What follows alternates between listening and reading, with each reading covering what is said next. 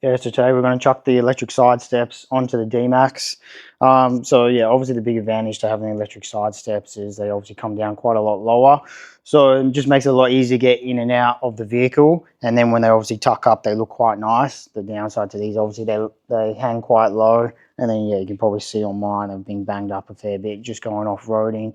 So it'd be good to get a little bit more clearance. And then obviously because the car is lifted, being able to have a little bit, them drop down a little bit further just allows a bit easier to get in and out of the car. So yeah, it's something that I personally didn't ever think that I was going to be putting on my car, but then ever since we chucked them on the BYD, it just made a huge difference from getting in and out of the vehicle.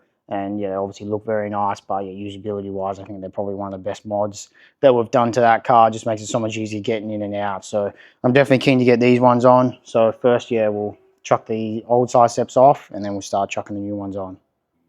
So there's everything that comes in the kit. So we just got the little module over here that just goes underneath the front of the dash, just in the kick panel. And then this is just our piggyback. So it's a full plug and play system. So it's pretty much just, yeah, unplug certain points on the vehicle and then you just plug this in and then it's just, yeah, it makes it super simple for the install. So this first harness, this one goes into the module and then this one goes into your actual kick panel plug. So there's a plug just down in the driver's side kick panel. You're going to unplug that, plug this in. This is for your CAN connection. So anytime the doors open and close, it'll send it to the module and it'll be able to tell which side step needs to open and close. So that's that. Then that's just a little ground you got to connect up. And then these ones go to your two motors. So there's a motor, just the middle one on each left and right. So that just goes to each motor. And then this is just a little piggyback that can just go into that front fuse box as well. So same thing, it's just full plug and play. Then this harness is for the lights. So this one will again plug into the actual module. And then same deal, it'll go to each of the middle ones where the motor is for your lights. So this one you don't have to use if you don't want. If you don't want the light to work, then you don't have to worry about wiring this one in. But if you do want the light to work, you can just run this one as well at the same time. And then yeah, it's the same thing, all plug and play, so it just makes it super simple. Comes with all the hardware you need. Also comes with an install instruction manual as well. That's in full color, which is pretty rare, so that's nice to have. And then these are all the actual units themselves. So this one's the module. So this is for the left-hand side, I believe it is. Yeah, this is for the left, and then that's for the right. So they're once again all labeled. So it just says LM, LF, LR. So that's just for yeah, left middle, left front, left rear.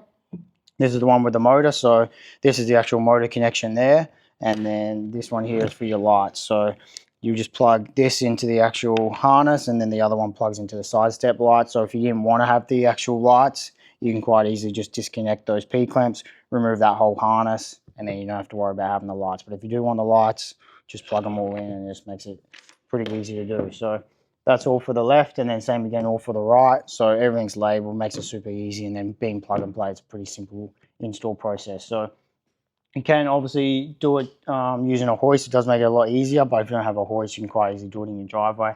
I'm still going to do it on the floor in the workshop, so it's still easy to do, but obviously if you had a hoist, it just makes it a little bit easier to get it up higher, but you can quite easily do it on your driveway. So that's everything that comes in the kit. So yeah, let's jump into it.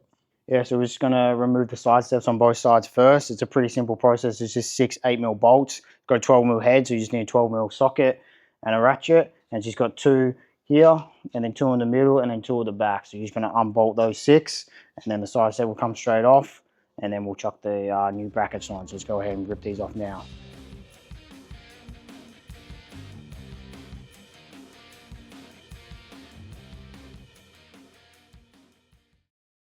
Yeah, so this is all the hardware. I've obviously just organised it just to make it a little bit easier. So you've got a couple of these. So we need to pull out a couple of grommets where these guys will then slot up in, and then there'll be a thread on it that we can then use. And then the rest of the stuff, we'll just use these bolts just to go into the pre-existing holes that's already in there. And then there's a couple studs that are already on the middle and the rear one, which we'll use those studs and then just chuck these bolts straight on. So it should be pretty simple to chuck in. So we'll go ahead now and rip those grommets out and then chuck all the brackets on. All right, so now all those brackets are on, we'll get onto the electrical install. So I'm going to do it slightly different to the way the instructions say, really just because I want to pick power up from the behind the seat battery we've installed. It's just a bit better for myself just because I prefer to go to a straight fuse box instead of using a tap. So I'm just going to power it off that, and then I've already got a hole that was pre-existing that's not getting used anymore because we did have the tub and obviously the cable for the fuel cap went through there, but now that's been deleted. It's just an empty hole. So I'm just going to send my cabling through there. So it's going to be slightly different to what the instructions say, but yeah, pretty much for the instructions, you're going to mount this underneath the dash. Then that'll just tap straight into that kick panel. And then yeah, that little tap will go to the fuse boxes underneath the driver's side kick panel. Then you just earth it, and then you just run all your cables to it. You're just going to pull the grommets out for the body mounts, and then you're just going to run them through there.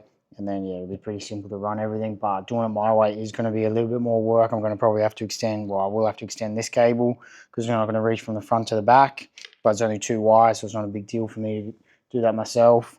And then it's also the same that I might have to extend the cables going to the motors because they might not reach, but once we get all this mounted, we'll know for sure. But yeah, I've just gone ahead and just chucked it into the back corner here. So it was a pre-existing hole just down in there.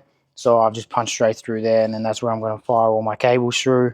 And then yeah, those cables might be a little bit too short going to each motor. They look like they might be, so we'll see what happens there. We might have to extend them.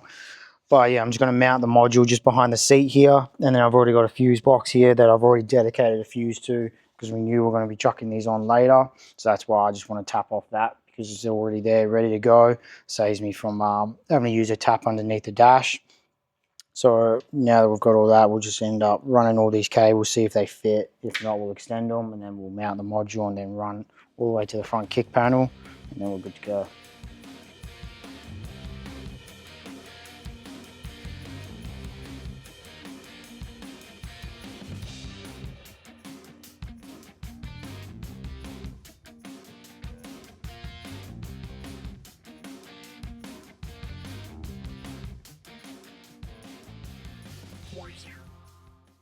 Yeah, so I got all the wiring in. I extended the cables just so I can mount the module at the back there, but typically you won't have to worry about doing that. But because, yeah, I wanted to obviously put it at the back there and then wire it off the rear lithium there. That's why I just had to extend all the cables. So I just mounted that module up, and then I've just run the comms cable over to the front here. So I've just put a Deutsch plug on it just because I did extend it, so I had to cut the cable, cut the plug that was off that one. So there's obviously no point soldering it back on, so I just put a Deutsch on, but normally it won't have the Deutsch plug on. So now we're good to plug this in. So it's just behind this kick panel here. It's just a grey connector. So you just unplug that grey connector and just plug that T adapter in, and then just plug straight into our harness here. And then yeah, that's pretty much it. So we'll go ahead and plug that in now, and then we can fit up the actual steps onto the actual brackets.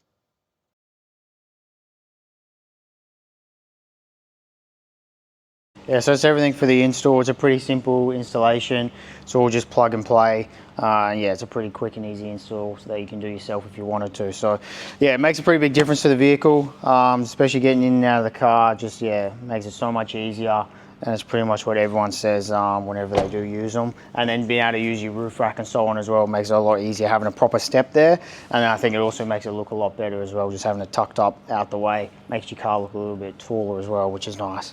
And then yeah, it comes with the app, so if you ever wanted to use the app, so like you were loading up onto the roof rack, you can just let them out. You don't have to open the door to be able to do that, and then you can just close it from the app, change all your LEDs and so on. So yeah, if you wanted to do that, you can just download the app and then you can connect to it via Bluetooth, and you're able to control it from your phone as well. So that's a nice little feature.